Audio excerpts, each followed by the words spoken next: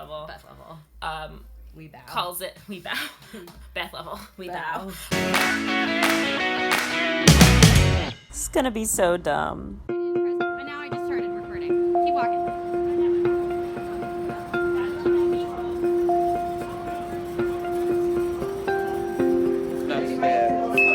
So this is, we're here, we're up in the balcony, because your girl ain't made no money, so.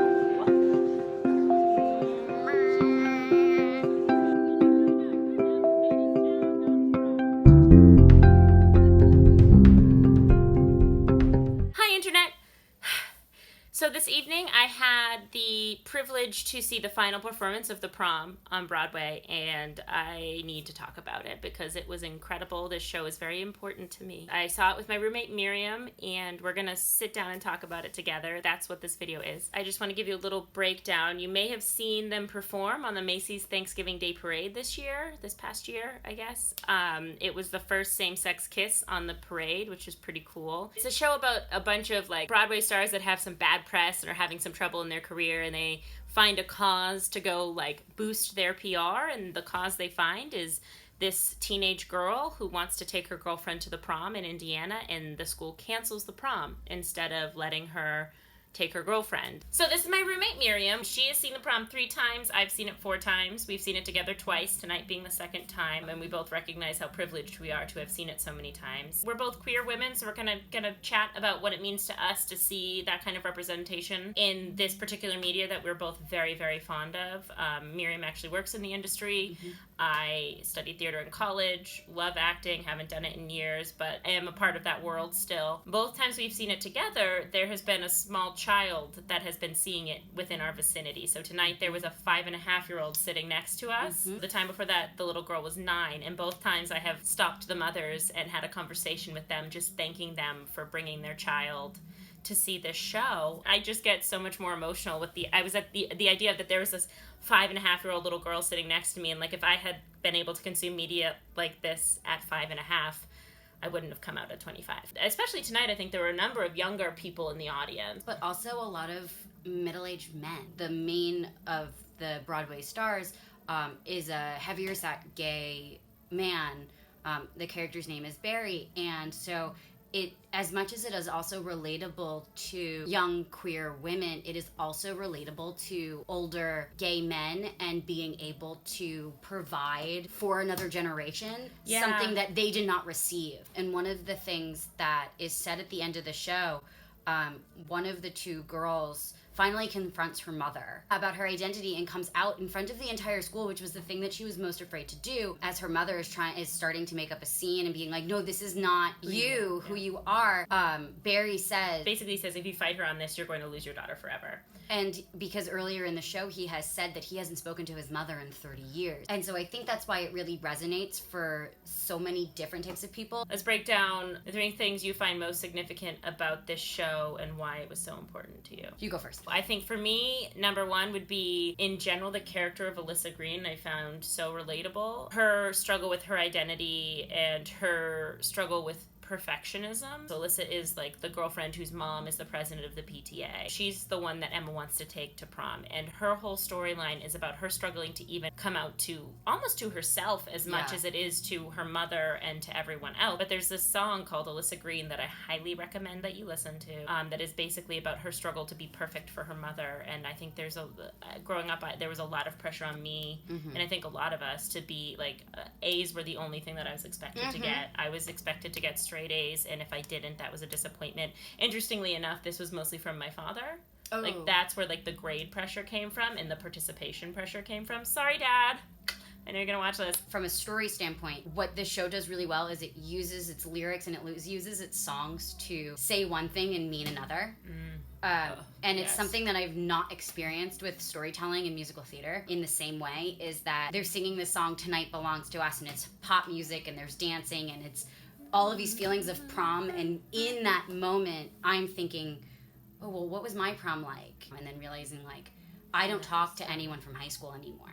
The other thing that's particularly important to me is the way Emma reaches out to the outside world to kind of tell her story. And that's because she, and this is a spoiler, I'm trying to be as spoiler free as possible, but she uses online video to kind of tell her story. And for me, that really struck a chord because that is the place that I first felt comfortable being gay and being queer. You came out to internet friends. I came out to internet. All of my friends on the internet knew I was gay before anybody else. Even as a 29-year-old woman, there's something very relatable to, as a millennial, I think, to that feeling of community that you get from the internet. And so that scene really resonates. And when they have all of these basically internet comments that are personified, it is I'm getting chills. It is by and far, like, no questions asked, my favorite number in the whole show. When seeing it with you for the first time, it resonated differently with me, as you were just in the moment of considering bringing back your channel. Yeah. When we saw it together, and I think part of this show is really, other than all of the things you've discussed on your channel already, but this show, I think also, and that song in particular, is a motivating factor in what actually brought us here and brought us to you watching this video right now. Is that there's something about this show that sparked something in me. So the other thing I want to talk about before we end this video sort of is the significance of seeing this show on its closing night, and sort of lumped into that also the importance of social media and what it's done for Broadway and for Broadway stars. I think these two things can kind of be related. I haven't really like glommed on to a show in the way that I have attached myself to this show. Yeah. Well, I follow a lot of them on social media, especially Izzy and Caitlin, who play the two young star, like the two lesbians,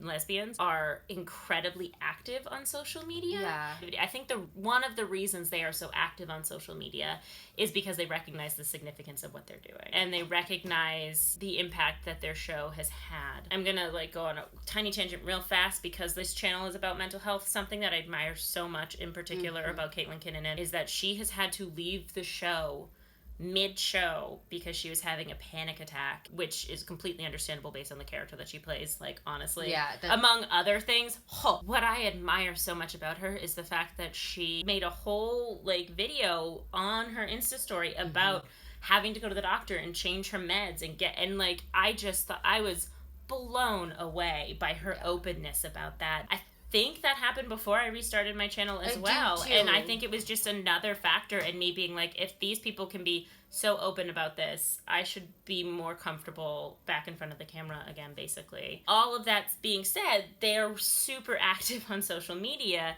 And so Miriam and we broke our biggest rule and one of the biggest faux pas on Broadway. It's a terrible thing to do. Do not do what we did. I had her take a picture for me because for some reason, and the only reason I know this is because I follow Caitlin on Instagram. Caitlin was wearing what she normally wears backstage during a song where she's in her bedroom, Emma's in her room being consoled by one of the actresses. She came out on stage in a cat onesie. And she was wearing a GD cat onesie, and I was dying. It also took me a minute because there's this whole scene. It's her first moment of Act 2. And so she's sitting on stage, and then I lean over to Jen and I go, that's not what she normally wears. I was just yeah, I know. She's in her cat onesie. She wears that backstage.